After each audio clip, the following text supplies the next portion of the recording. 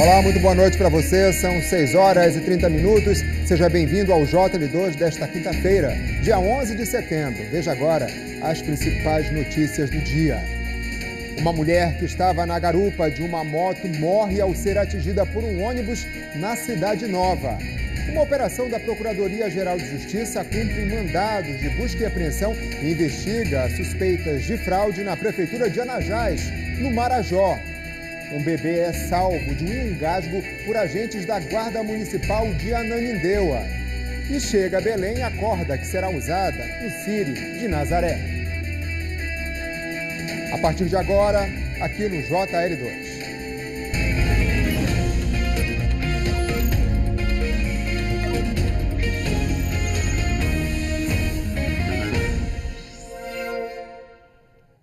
Uma mulher de 50 anos morreu nesta quinta-feira depois de ser atingida por um ônibus em Ananindeua. Ela estava na garupa de uma motocicleta quando o acidente aconteceu.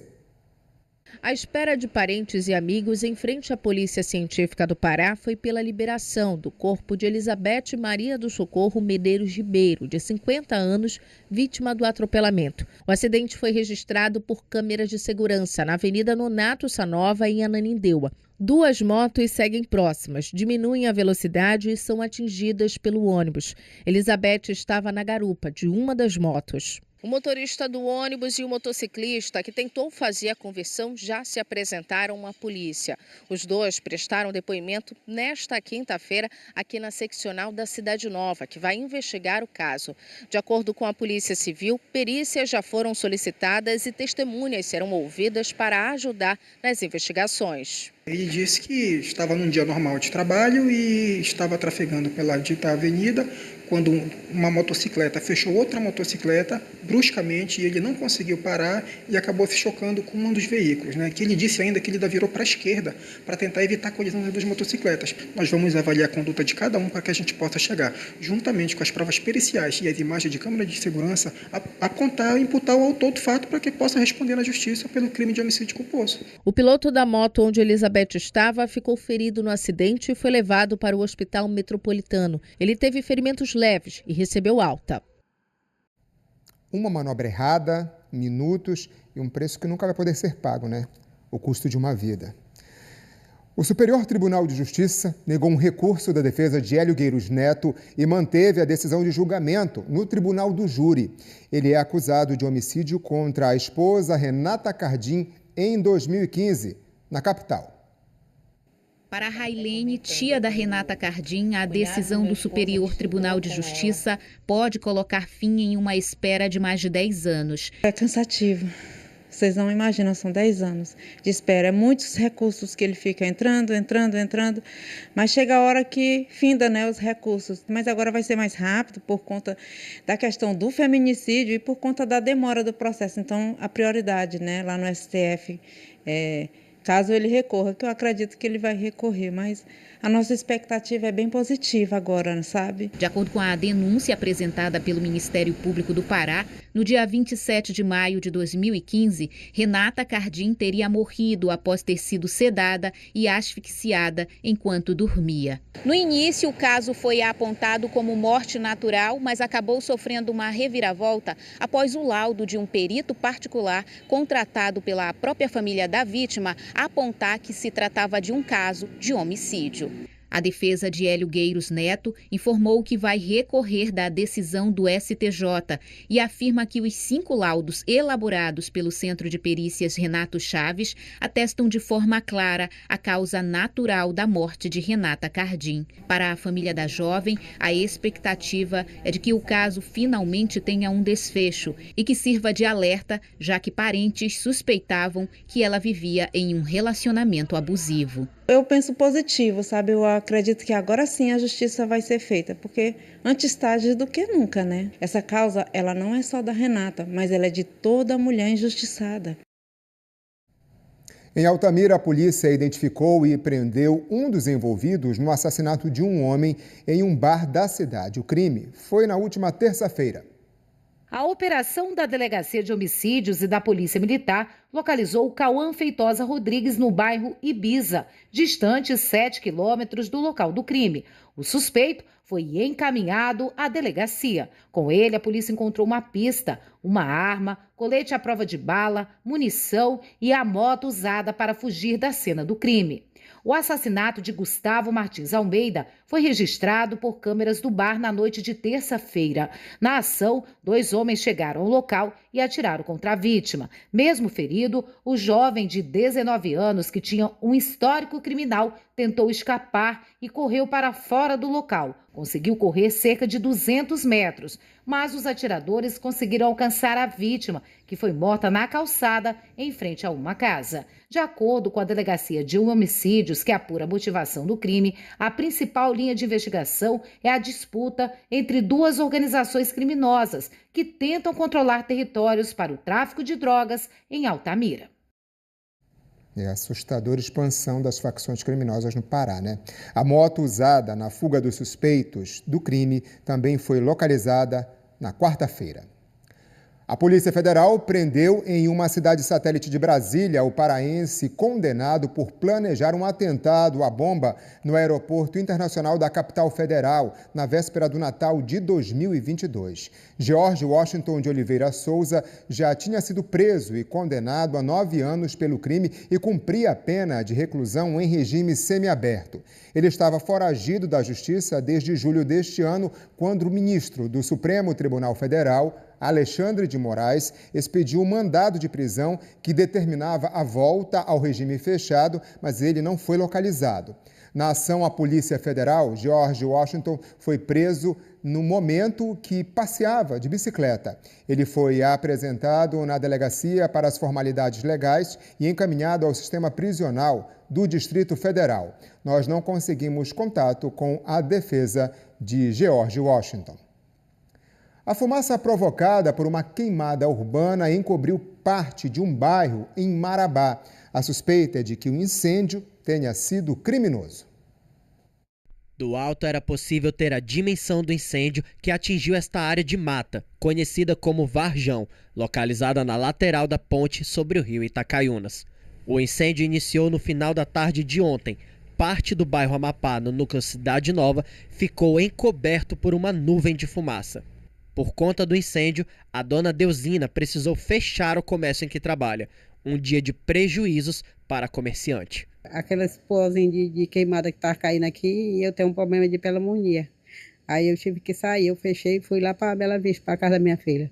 A tarde de ontem foi ainda mais difícil para quem tem problemas de saúde. Prejudicou porque eu tenho problema de coração, né? Eu no ar livre eu já sinto mal, que dirá com fumaça. Apesar do susto, ninguém ficou ferido. Segundo a Defesa Civil Municipal, o incêndio pode ter sido provocado de forma criminosa. Uma perícia será realizada para determinar as causas das chamas. Imediatamente acionamos um carro-pipa da Prefeitura para que os nossos técnicos fossem combater essa queimada, que tem característica de ser criminosa, que toda queimada que não tem autorização dos órgãos ambientais, ela é uma queimada criminosa. Mas este não foi um caso isolado. No início do mês, um incêndio criminoso foi registrado nas proximidades do Bambuzal, que dá acesso ao núcleo Velha Marabá. O fogo foi controlado em uma ação em conjunto da Secretaria de Meio Ambiente de Marabá, Defesa Civil e Corpo de Bombeiros. Sabemos que uma queimada daquela tanto poluiu o meio ambiente, né, quando pode trazer danos humanos. Né? Muita gente que tem alergia, que inala essa fumaça, pode ir para os hospitais já provocando um atendimento que a gente não quer. Uma família de Ananindeua viveu momentos de desespero. Um bebê de 2 meses e 4 dias se engasgou. E desesperado, o avô saiu em busca de ajuda. Descalço, sem camisa, mas com o que havia de mais valioso nos braços. Na imagem, o avô caminha pelo estacionamento em busca de ajuda com o bebê no colo. Mesmo antes de entrar no prédio do Batalhão da Guarda Municipal de Ananindeua, 2 agentes se aproximam. Algumas pessoas ao redor observam, mas depois de minutos, veio o alívio. A família contou que a criança, com 2 meses e 4 dias, se engasgou com uma medicação. Uma manobra realizada pelos guardas municipais permitiu que o bebê voltasse a respirar. A manobra de Henrich, você coloca a criança de bruço, com os polegares você faz a massagem na parte do tórax e faz simultaneamente com batimento leves na costa, para que as vias aéreas sejam desobstruídas. O avô deixou a casa da família na rua do Maguari de moto. A intenção era buscar atendimento na UPA do Distrito Industrial. Mas no meio do caminho, menos de 2 quilômetros depois, ao passar pela frente da guarda municipal, decidiu parar. A criança realmente estava já ficando roxa pelo pescoço, né? E realmente ela não estava respirando. Um dia depois do susto, apesar do visível desconforto na foto, a Eloá Vitória está bem. Parabéns aí pela iniciativa do avô, né, que teve aí essa presença de espírito para parar no meio do caminho. A ação também dos guardas municipais que foram preparados e capacitados para essa manobra. E aí também parabéns para a bebê que tem um dia a mais para comemorar de vida, que foi ontem. E a gente quer saber a sua opinião sobre as notícias do dia. É só pegar o seu celular e apontar aqui para esse QR Code que está aparecendo na sua tela, ou então, como a gente sempre orienta, registrar o número do nosso telefone aí na sua agenda, o 999-430001. Você manda a sua mensagem, logo mais ela pode ser lida aqui no JL2. E a seguir, uma operação da Procuradoria-Geral do Estado investiga suspeitas de fraude na Prefeitura de Anajás, no Marajó. E no esporte, o Paysandu recebe a visita da imagem peregrina e pede a bênção da padroeira para se manter na Série B. E ainda, a chegada a Belém de um dos maiores símbolos da devoção à Nossa Senhora de Nazaré, a Corda do Círio. Agora são 6 horas e 42 minutos, imagens ao vivo da BR-316. Volto já.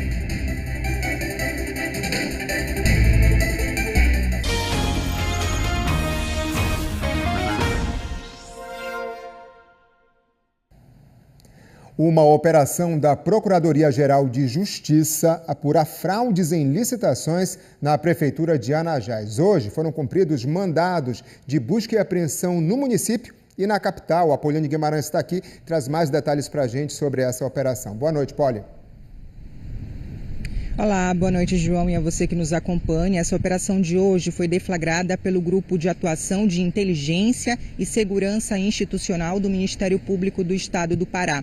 A ação é o desdobramento de uma investigação que começou em 2023 e que apura supostas fraudes em licitação e o pagamento de propina ao prefeito de Anajás, Vivaldo Mendes Conceição, do MDB. A primeira investigação identificou condutas ilícitas consistentes de favorecimento em licitações para aquisição de medicamentos, produtos hospitalares, combustíveis e materiais de construção, além de associação criminosa. Durante o dia de hoje, foram cumpridos 2 mandados de busca e apreensão. Um em endereços ligados ao prefeito aqui na capital, no bairro de São Brás, e outro na prefeitura de Anajás, na Ilha do Marajó. Durante as buscas aqui na capital, um celular foi apreendido e deve auxiliar nas investigações. A casa do prefeito foi lacrada porque os agentes consideraram durante esse mandado de busca e apreensão constataram que ninguém morava nesse local. Vivaldo Mendes, conhecido como Bodó do MDB, foi reeleito no ano passado. Como ele possui foro privilegiado, a Procuradoria-Geral de Justiça investiga o caso e ela identificou que a Prefeitura facilitou o processo de licitação para empresas e que o dinheiro pago pela Prefeitura de Anajás era devolvido em forma de propina. Os supostos crimes investigados são desvio de dinheiro, favorecimento de empresas para licitação e recebimento de propina. A nossa produção entrou em contato com a Prefeitura de Anajás, que simplesmente respondeu que não pode comentar o caso porque ele está em segredo de justiça. Volto com você, João. Muito obrigado, Paulo. Então, com o cumprimento dos mandados de busca e apreensão, a investigação segue aí, possivelmente com desdobramentos futuramente. A gente vai seguir acompanhando. Obrigado, Paulo. Uma boa noite. Nas relações de consumo, quase sempre pautadas por desigualdade econômica, o Código de Defesa do Consumidor funciona como o fiel da balança. É um ponto de equilíbrio para que a parte mais fraca desse universo não fique em desvantagem. Há exatos 35 anos, foi criada no Brasil essa legislação que estabelece normas de proteção e de defesa ao consumidor. Os gastos da Marilene no cartão de crédito sempre foram controlados, no máximo R$ 1.700. Até que a professora começou a receber novos cartões não solicitados do banco e as faturas passaram para quase R$ 6.000. Fiquei muito nervosa, entrei em choque, a pressão aumentou, sou uma idosa, né? A pressão aumentou, a glicemia descontrolou. No extrato, parcelas de compras em uma loja de marca, que a Marilene não reconhecia. Entrei em contato com o call center. Aí o call center mencionou que era o meu cartão, que aquela compra havia sido... Aí que eu descobri de uma determinada bolsa, a qual era para eu pagar. E eu disse que não fui eu. Sem conseguir resolver o problema, a filha de Marilene, que é advogada, entrou na justiça. Já são mais de 3 anos defendendo os direitos da mãe. A questão da informação que não foi prestada adequadamente, a questão dos consumos também que não foram descritos e detalhados. A partir do momento em que ela fez o registro, eles não deram explicações adequadas sobre o que aconteceu diante daquele consumo, até mesmo a questão da clonagem, ela só foi saber no processo judicial, a questão também do nome dela ter sido negativado de forma indevida e eles não terem comunicado essa inscrição da negativação, então uma série de direitos que foram prejudicados. Os direitos da Marilene só existem hoje porque há 35 anos o Brasil criou o Código de Defesa do Consumidor. Pela primeira vez, o cidadão foi protegido contra práticas abusivas do mercado. Uma proteção que acompanha cada passo do nosso dia a dia, desde a contratação de um serviço, como o plano de saúde, até a compra de um produto. Já usou em algum momento o Código do Consumidor? Já. Em que situação? Algumas situações quando a gente vai comprar uma mercadoria e aí tem um preço e quando chega no caixa é outro preço. E aí a gente vê sempre na norma do consumidor que o preço que vale é o preço que está na etiqueta. Mas tem gente que ainda não sabe os direitos que tem.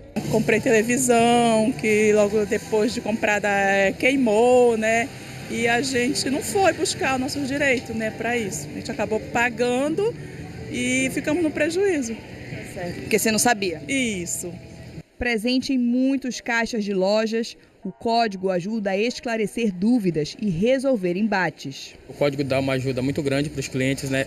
Até porque as maiores dúvidas são em relação à troca de mercadoria, produtos com avaria, quando que o cliente tem direito a ressarcimento em dinheiro, quando ele tem direito a fazer um voucher de troca. Então tudo isso a gente procura aqui no código, tem tudo certinho aqui, a gente procura orientar o cliente da melhor forma. Aí sai todo mundo satisfeito? Todo mundo satisfeito, não sai perdendo nem loja nem cliente. Quando o diálogo não funciona, órgãos especializados como a Delegacia de Proteção ao Consumidor e o PROCON facilitam o acesso do cidadão aos direitos dele.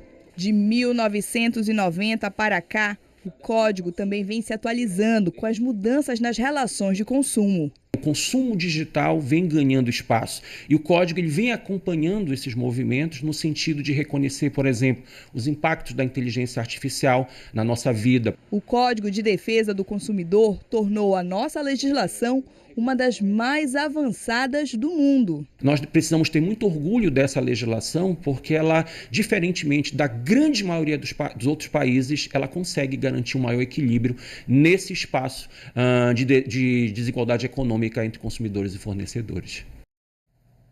Saber, usar e se proteger. E olha, uma turnê pelas regiões Norte e Nordeste desembarcou no Pará para um intercâmbio cultural entre o carimbó e o maracatu, ritmo tipicamente pernambucano. Aqui, o local que recebeu essa mistura musical é conhecido pela história e pelos saberes tradicionais.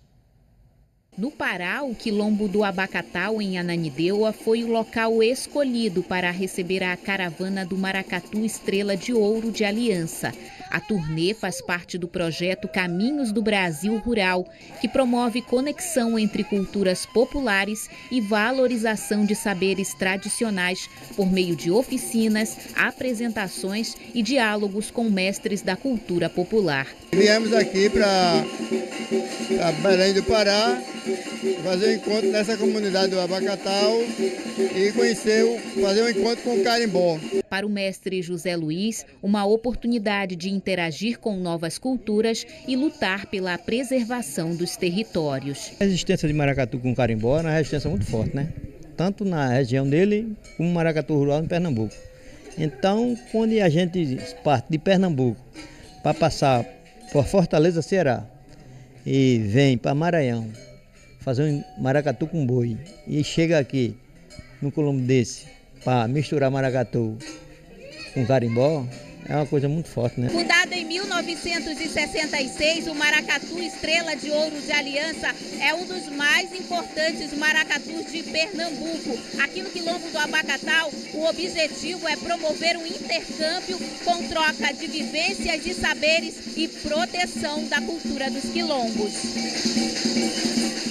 A troca de saberes, ela mostra que, apesar de a cultura ela ser diferente, mas ela ao mesmo tempo ela é igual, e apesar da região geográfica ser de outro estado, mas as nossas vivências, as nossas lutas, elas se assemelham. David é integrante do grupo de carimbó do Quilombo do Abacatal. Ele acredita que o intercâmbio pode resultar em novos ritmos e composições. São duas culturas muito ricas, o carimbó e o maracatu, e esse encontro está sendo maravilhoso aqui, é tudo muito lindo. Até o dia 13 de setembro, a caravana do Maracatu Estrela de Ouro de Aliança vai passar por 9 cidades das regiões Norte e Nordeste. E se depender da nova geração, a salvaguarda cultural está garantida. Eu cantei, toquei, maracá, participei de tudo.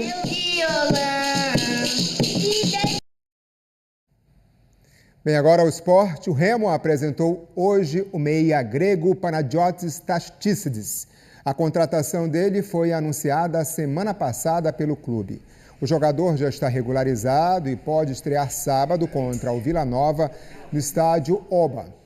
Pana, como também é conhecido, atuou na carreira toda na Europa. Nos 2 últimos anos, ele jogou no futebol da Romênia. Todos os detalhes sobre o novo meia azulino você confere lá no ge.globo/PA. Já o Paysandu está buscando, na fé, uma força para tentar escapar da zona de rebaixamento. O clube recebeu ontem, na Curuzu, a imagem peregrina de Nossa Senhora de Nazaré. Em meio à luta contra o rebaixamento, o Paysandu precisa de toda a ajuda necessária. E, se possível, até da divina. Na semana de mais um jogo decisivo, o clube recebeu a tradicional visita anual da padroeira dos paraenses. Estamos próximos de celebrar o Círio, então a visita ao Paysandu Esporte Clube, né, é também de trazer esta bênção, de trazer esta renovação na fé para o clube. Um dos mais cobrados pela diretoria, o presidente Roger Aguilera mantém a esperança pela salvação. Só que apenas acreditar não basta. O trabalho, aliado com a crença, é o caminho a se seguir. Tem até uma passagem na Bíblia que você tem que entregar os seus problemas para Deus. Logicamente que você não pode cruzar os braços, tem que trabalhar e também tem que enfrentar. E eu estou aqui, quem me conhece sabe, eu estou praticamente o dia todo aqui na Curuzu, tentando de todas as formas a gente passar por cima disso e enfrentando, né? Não posso ficar trancado em casa esperando que as coisas vão acontecer do nada. Outro personagem que voltou ao contexto do clube é o técnico Márcio Fernandes. Acostumado com a tradição paraense e devoto de Nossa Senhora, chegou ao clube em 2024 em uma situação bem parecida com a atual. E espera que o desfecho seja o mesmo do ano passado. No ano passado aconteceu isso e que ela possa nos abençoar junto com Deus, com o nosso Senhor Jesus Cristo, para que a gente consiga o nosso objetivo. A imagem de Nossa Senhora passou por vários departamentos do clube, do setor administrativo até o vestiário, para remover a energia ruim e restabelecer o equilíbrio do ambiente. No final da celebração, a bênção no centro do campo é a representação da mensagem desta visita: esperança e paz na luta contra o rebaixamento. Até porque, se no ano passado deu certo, por que não neste? Se é um sinal do céu, isso é uma confirmação boa. E a nossa esperança é essa, que a nossa nação bicolor possa festejar essa permanência na Série B. E olha, já está em Belém a corda que vai ser usada na transladação e no círio de Nossa Senhora de Nazaré. Esse importante símbolo da fé dos católicos paraenses foi confeccionado pelo 3º ano seguido em Castanhal. São 800 metros que ligam uma multidão de devotos à Virgem de Nazaré. A corda do círio chegou a Belém antes do meio-dia. Os guardas da Santa carregaram a corda nos ombros, direto para a estação Luciano Brambila, no bairro de Nazaré. A bênção do padre, seguida de orações, marcou o momento de emoção. Bendita sois vós entre as mulheres, bendito é o fruto do vosso ventre, Jesus. Wagner participa pela primeira vez como guarda da Santa e se emocionou ao tocar na corda. Só de você ter essa oportunidade de receber esta corda, juntamente com a bênção aqui do Padre Assis, é uma emoção incondicional. A gente não tem palavras para realmente expressar. Feita de malva, a corda pesa 1 tonelada e tem cerca de 800 metros de comprimento e 60 centímetros de diâmetro. Ela já vem dividida e com as argolas para o atrelamento às estações de metal. Essa será a corda utilizada nas 2 principais procissões, a transladação e o círio. Acompanhar a chegada da corda virou uma forma de preparação para Valdo. Venho da catedral, caminhando o percurso do círio e rezando o terço, como uma forma de me preparar espiritualmente para esse momento, porque quando a gente toca na corda, mesmo ela estando aqui e ainda não tem ninguém ainda nas ruas fazendo essa promessa, a gente já começa a sentir essa emoção toda que o círio nos proporciona. Hoje de manhã, a imagem peregrina de Nossa Senhora de Nazaré visitou a Companhia Têxtil de Castanhal, empresa que fabricou a corda do círio. Pelo 3º ano seguido, a corda foi produzida no Pará.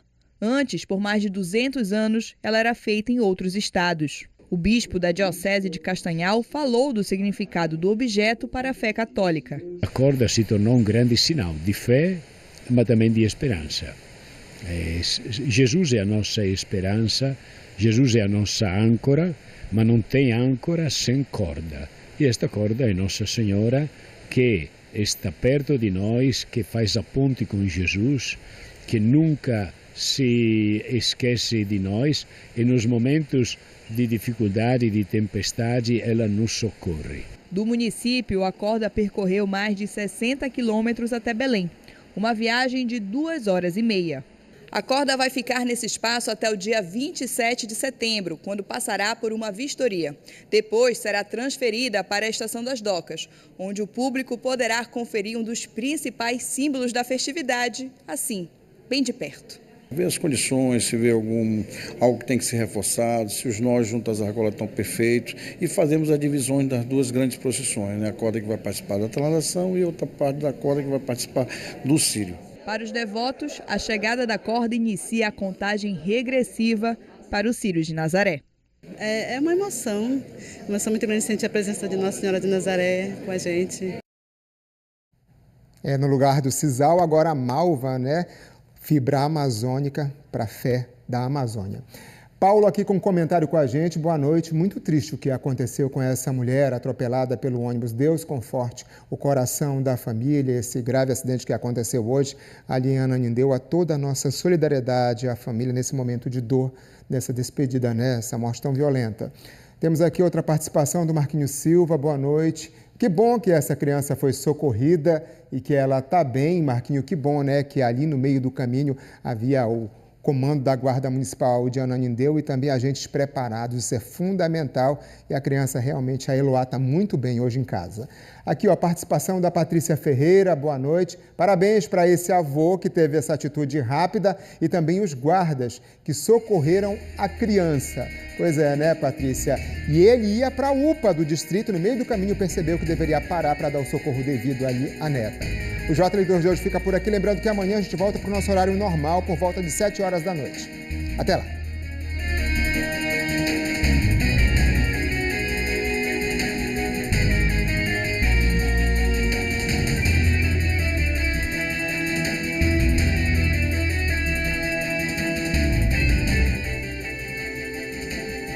Eu vi, Alexandre. Vocês estão sendo vítimas de uma vingança. E eu não acredito nessa sua teoria.